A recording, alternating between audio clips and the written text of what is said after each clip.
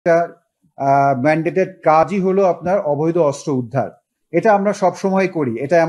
এটা কোনো নতুন বা এই ঘটনার পরিপ্রেক্ষিতে করব এই বিষয়টা এমন না।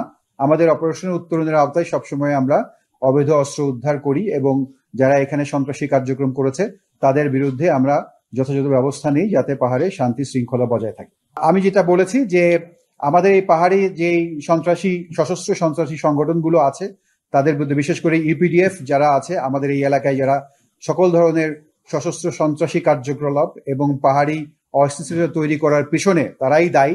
আমরা সবসময় তাদের বিরুদ্ধে আমাদের অভিযান পরিচালনা করি এবং তাদের অস্ত্র সহ তাদেরকে গ্রেফতার করে এই এলাকার যে শান্তি শৃঙ্খলা বজায় রাখার প্রচেষ্টা আমরা সবসময় চালিয়ে যাচ্ছি এবং এটা চলমান থাকবে।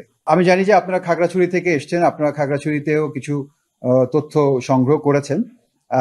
আমাদের কাছেও যে তথ্য প্রমাণ আছে